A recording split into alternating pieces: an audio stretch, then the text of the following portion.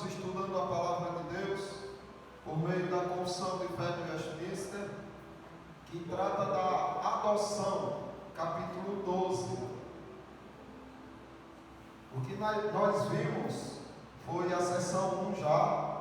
Todos os que são justificados é de Deus servido em seu único Filho, Jesus Cristo, e por Ele trazer participantes da graça da adoção. Vimos também, por essa graça, eles são recebidos no número dos filhos de Deus e gozam a liberdade e privilégio deles. Observemos. A seção 3 vai dizer o seguinte: que tem sobre si o nome dele. Então, isso daqui é uma parte que ela, como as outras, né, são muito importantes, e é muito sério isso, porque o que diz é o seguinte: que à medida que Deus te adotou como filho, Ele agora te dá o nome dele. Você passa agora a carregar consigo, sobre você, o nome dele, o nome do Senhor Jesus. Então você é um representante, não simplesmente embaixador de Cristo aqui na terra, mas você é um representante como filho. O que um filho faz atinge o Pai, ou para glorificar, ou para envergonhar. Só que Deus zela pelo seu nome, e aí você pode se complicar nessa questão. Quem é que não zela pelo seu nome? Apenas pessoas irresponsáveis, que não têm nenhum interesse com a responsabilidade. Mas Deus zela pelo seu nome, e mesmo assim Ele te deu o nome dele. Você carrega sobre si o nome dele. É assim: um pai vai, adota um filho, traz para a sua família, e ali passa o seu nome para o filho, quando registra.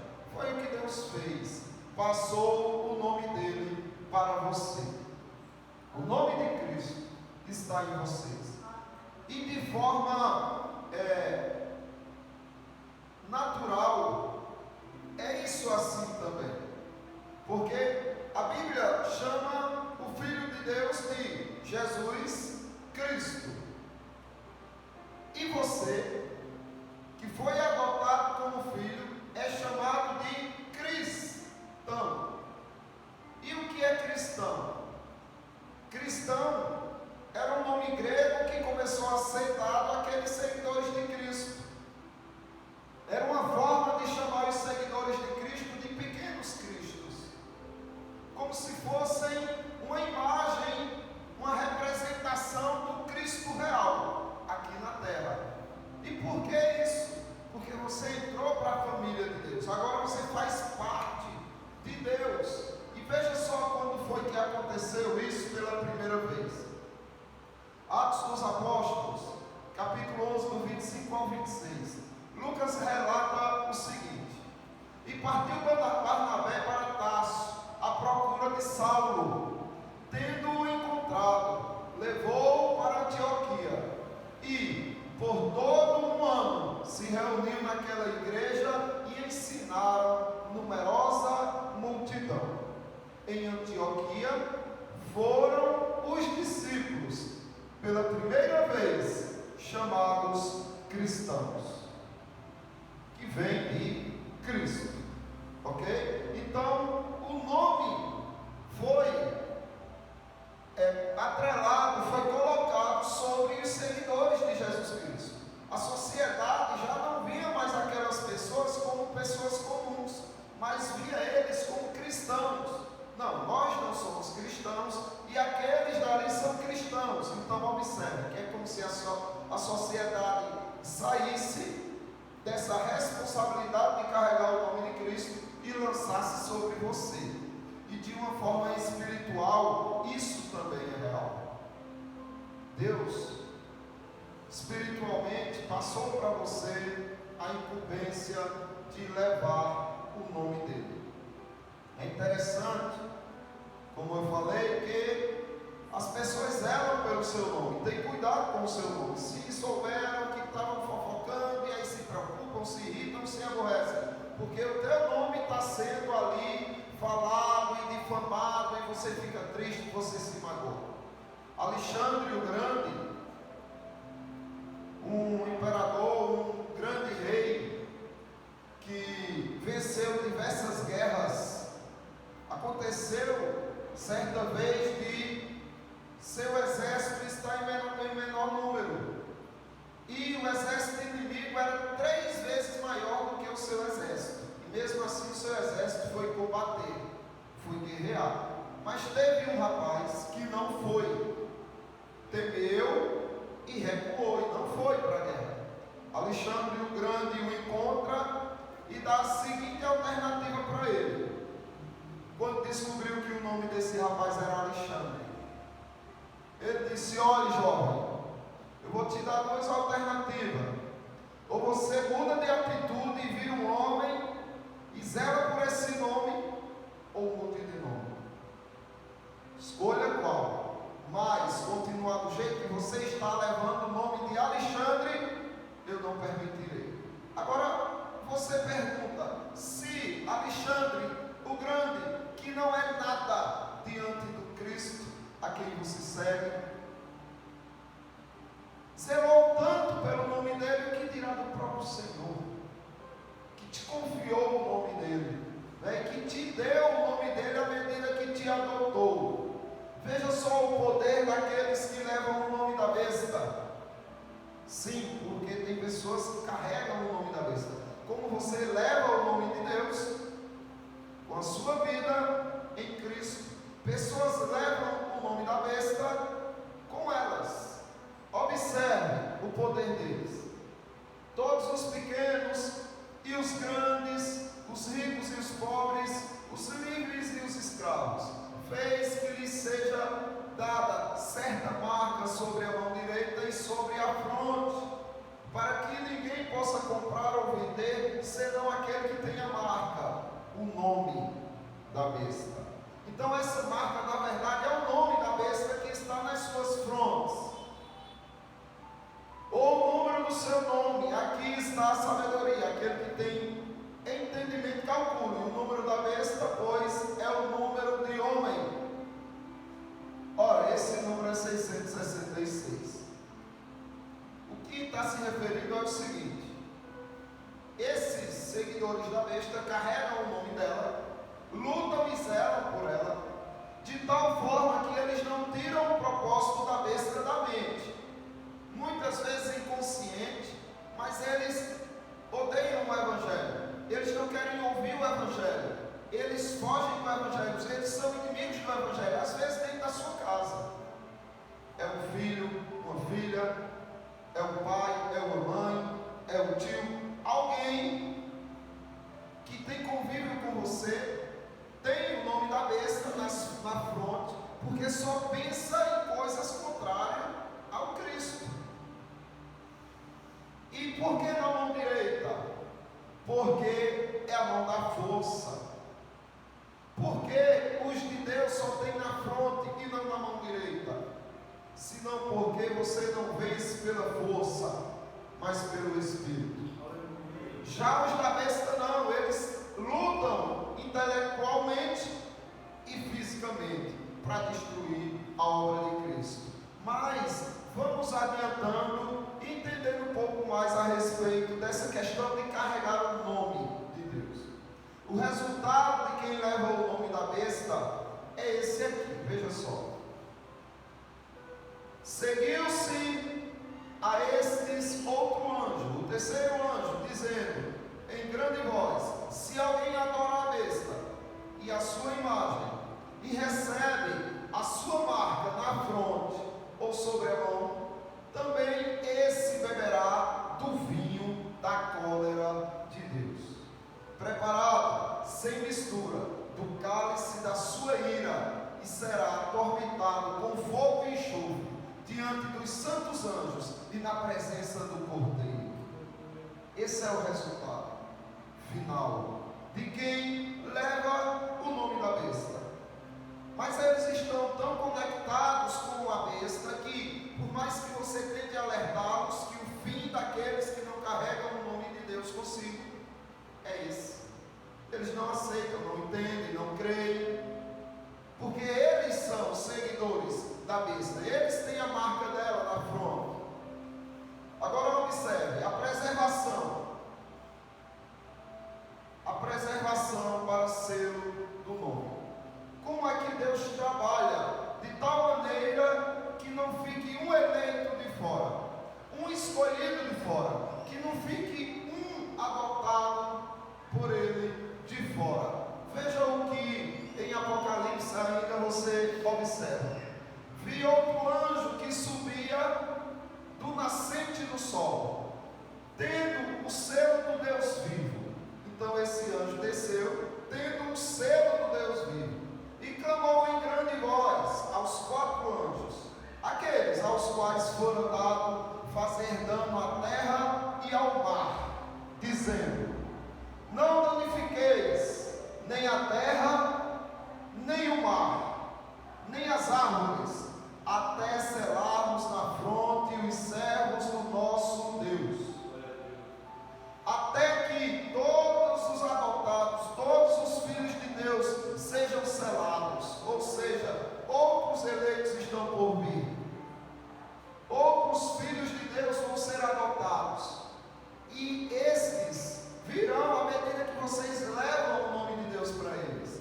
Deus os chama para si, e isso vão sendo selados com o nome de Deus nas suas frontes, todos esses que se chegam a Cristo.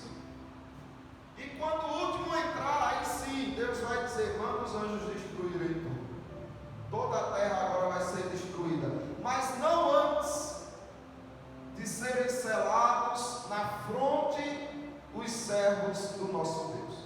Mas que selo é esse que vai ser colocado na fronte dos servos de Deus? Veja o que diz aí em Apocalipse. Olhei, e eis o Cordeiro em pé sobre o monte Sião, e com ele 144 mil. Nós vimos que esses 144 mil é uma multidão tão grande que ninguém pode enumerar, que são de nações, tribos, povos e línguas, representando as 12 tribos de Israel. Por quê? Porque o Israel espiritual não se limita ao Israel físico. Então é uma linguagem figurada para Deus dizer que tem o número dos seus eleitos completamente definidos por Ele, certo? Tendo na fronte escrito o seu nome e o nome do seu Pai. Então, estes que resumem a totalidade dos eleitos de Deus têm na fronte escrito o nome de Jesus Cristo e o nome de Deus Pai. Você faz parte da família de Deus. Você foi adotado por Deus. E Ele agora te deu o teu nome, marcando você com o nome dEle. E você carrega o nome dEle pela terra. O resultado de quem não leva o nome da besta é glorioso. Porque não existe, viu, irmãos? Não existe aqueles que levam o nome de Cristo, os que levam o nome da besta e os que são neutros. Essa história não é segura. Ou leva o nome de Cristo ou leva o nome da besta. Não tem um muro que você fica em cima. Por isso que Cristo disse: aquele que não é por mim é contra mim. Não, eu nem tenho raiva do Evangelho, também não sou crente. Não existe isso. Você tem raiva do Evangelho, tem tanta que você não entra para ele, certo? O resultado de quem não leva o nome da besta é esse, olha. Vi também tronos, e nestes sentaram-se aqueles aos quais foi dada a autoridade de julgar. Vi ainda as almas dos decapitados, por causa do testemunho de Jesus, bem como por causa da palavra de Deus. Então foram mortos por causa do testemunho de Jesus, por causa da palavra de Deus, foram decapitados e mortos. Tantos quanto não adoraram a besta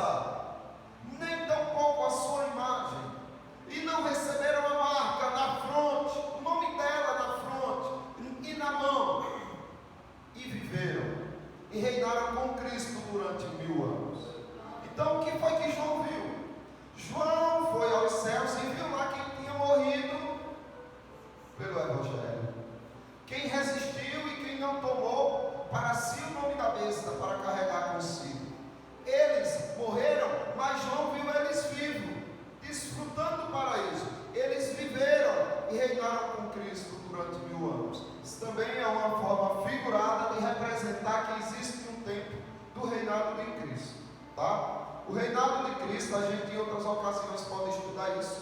Ele iniciou quando Cristo venceu o diabo na cruz. Quando Cristo vence na cruz, ali começa o reinado dele. Por quê? Porque ele foi para o seu reino. Ele ressuscitou e em corpo foi para o seu reino. Isso é tanto certo que o ladrão que morreu ao lado de Cristo, do lado direito dele, pensava diferente, pensava que o reinado de Cristo ia ocorrer só quando Cristo voltasse em sua glória e majestade. E ele disse: Senhor, lembra-te de mim quando entrares no teu reino. E Jesus Cristo disse: ainda hoje você estará comigo no paraíso. Ou seja, é hoje que começa o meu reino. E ele está reinando até o último eleito ser chamado, e todos aqueles que morrem em Cristo, acontece isso que João viu aí, reinam com ele durante esse período aí também que Deus determinou. O resultado de quem vence como filho é glorioso.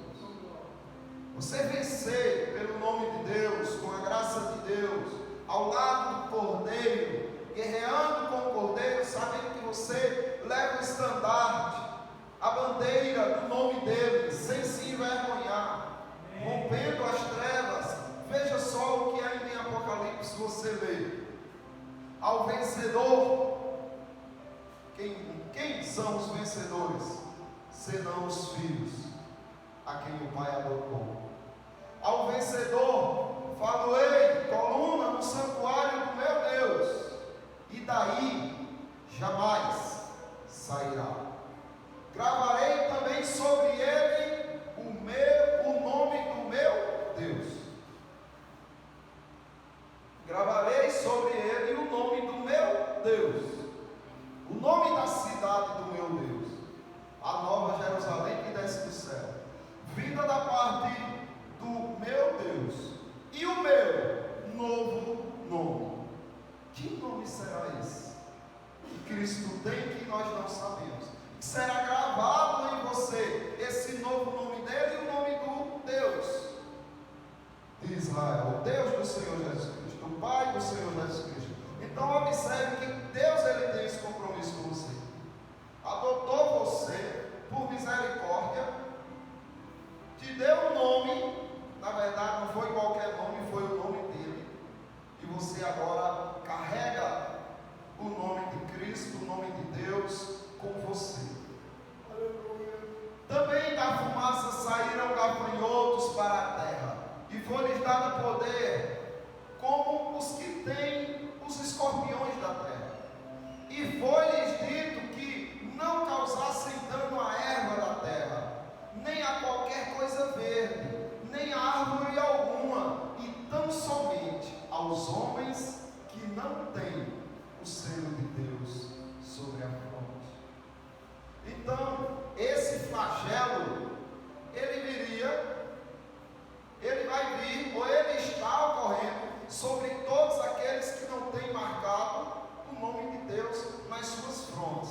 Mas é um flagelo no âmbito espiritual, é uma dor, um tormento psicológico, de tal forma que as pessoas gemem de dor, mas a terra não é atingida, só elas são atingidas. E é um tormento tão terrível que é como se fossem picadas de escorpiões, mas na mente. E o Senhor mostra a diferença, porque isso ocorrerá sobre quem não tem o nome de Deus. Porque quem não tem o nome de Deus tem a paz de Cristo, meus irmãos. Tem a paz do Senhor Jesus Cristo. Então esses escorpiões, eles não têm poder sobre a paz que Cristo te deu. A minha paz vos dou, não vos la dou como o mundo dá. Então Jesus Cristo, ele te deu a paz. Essa paz é o antídoto contra essas picadas de escorpiões, que é um sentido figurado, para representar um tormento espiritual, de alma, e que você não vai sofrer esse tormento, porque você tem a paz de Cristo, você tem Deus. E aí, veja só a diferença do que ele sofre para o que você recebe. Nunca mais haverá qualquer maldição, nela estará o trono de Deus e do Cordeiro.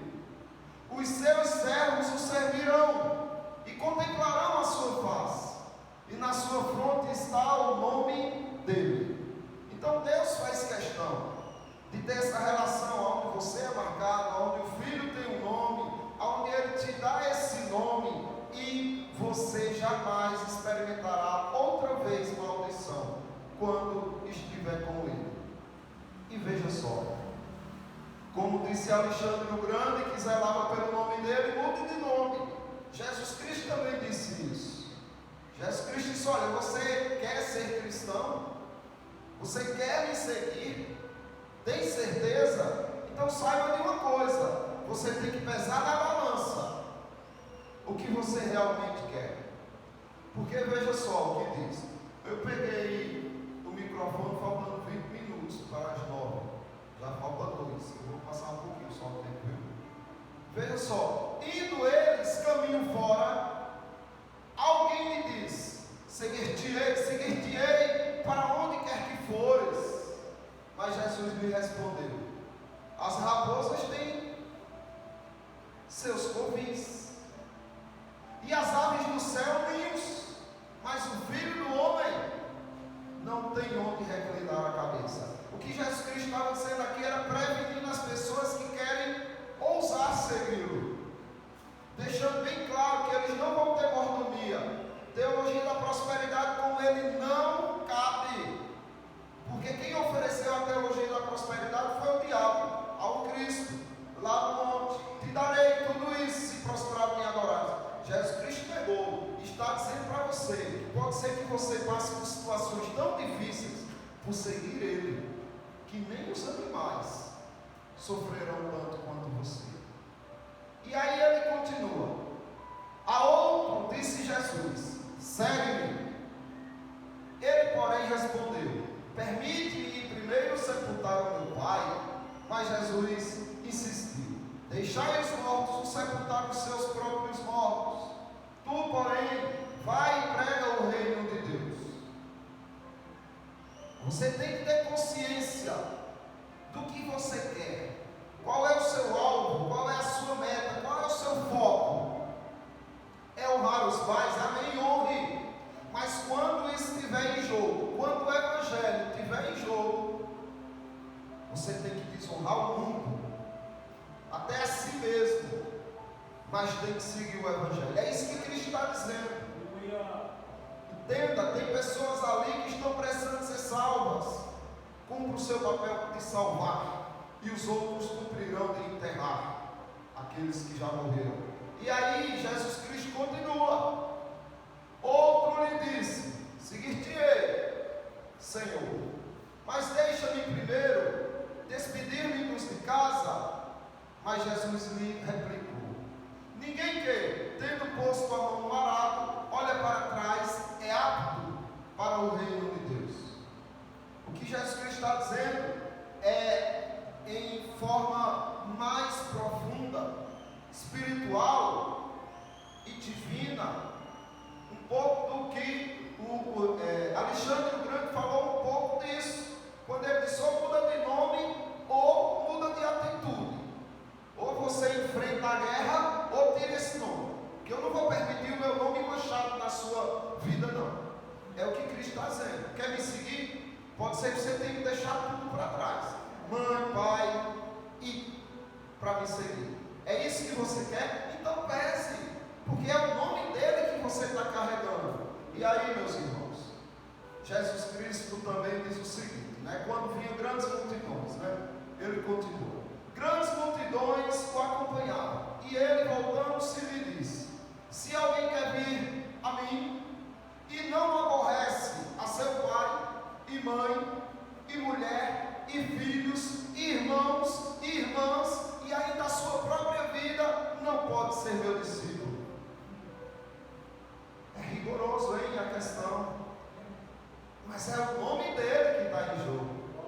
Ah, mas eu vou aborrecer meus pais. Não é nesse sentido de você confrontar seus pais, é no sentido de que, se o evangelho aborrece teus pais, permaneça no evangelho, deixa ele se aborrecer. Ah, mas eu também estou um pouco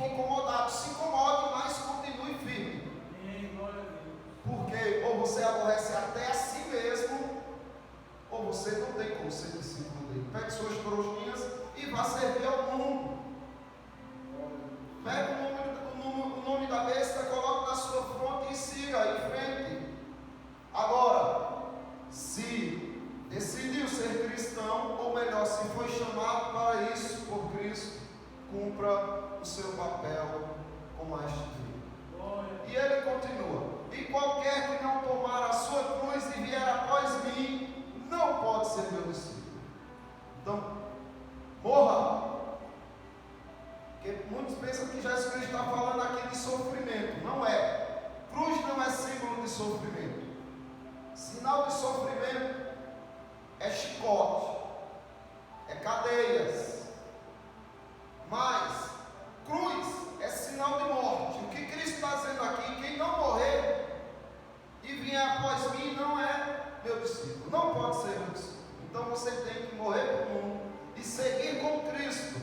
Ou seja, você abstém-se de todos os seus caprichos, desejos e vontades para fazer tudo que o Senhor ama e quer que você faça. E aí você observa, Jesus Cristo faz alguns comparativos, mostrando, dizendo a você da importância de você pesar. Não é? Porque muita gente segue Jesus e não sabe nem o que está para perder, não é? O que está para passar. E quando vem o problema, e ai, por que eu estou aqui?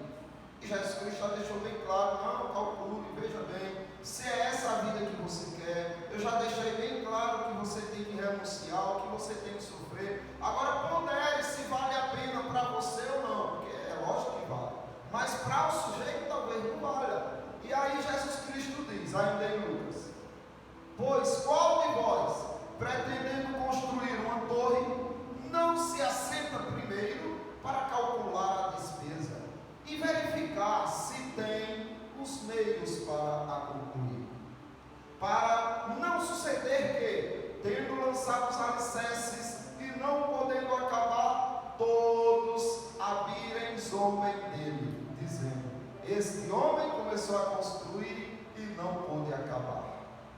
Aí isso você tem que pensar em relação ao Evangelho. É isso que você quer? Você vai dizer aos outros que creem em Cristo, que serve ao Senhor, que é discípulo dele, que foi adotado pelo Pai? Pois preste atenção, porque se você no meio do caminho perceber que não foi tão boa assim a sua escolha e cair fora, é vergonha para você. Você atinge de alguma maneira o Evangelho, mas Deus vai zelar pelo seu nome e Deus sabe limpar o Evangelho. Mas e você, como vai ficar? A vergonha que você será. E aí ele também dá outro exemplo. Ou qual é o rei que, tendo indo para combater com outro rei, não se assenta primeiro para calcular se com 10 mil homens poderá enfrentar o que vem contra ele com 20 mil? Caso contrário, estando o outro ainda longe, envia-lhe uma embaixada pedindo condições de paz. É lógico, para não morrer todo mundo, né? Para não se arrepender depois. Aí Jesus Cristo diz: olha, sejam sábios. Querem levar meu nome? Então saibam que vocês vão ter que sofrer, certo? E aí ele ainda diz: assim pois, todo aquele que dentre vós não renunciar a tudo quanto tem, não pode ser meu discípulo. O que ele está dizendo é: não pode carregar o nome do meu Pai, não pode ter sobre si o meu nome. Escolha outro caminho, mas esse você não tem condições. Ou você renuncia tudo, ou escolha outro nome para levar, tá, irmãos? E aí eu encerro lembrando mais uma vez: se o homem mortal falha, que hoje nem poeira é, quanto mais pó, zelou tanto pelo nome dele, o que dirá do nosso Mestre, do nosso Deus, que nos amou de tal maneira, a ponto dele não se envergonhar de nos chamar de filhos, e de nos chamar de irmãos, o Senhor Jesus Cristo. Ele não se envergonhou, e nós vamos nos envergonhar. Ele tem milhares de motivos para se envergonhar de nós, e não se envergonha. Quantos motivos você teria para se envergonhar dele? Nenhum. Então, levemos o nome dele, né, com honra ao nome dele, ou então escolhemos outro nome para levar. Tá bom, irmãos? Eu agradeço a oportunidade.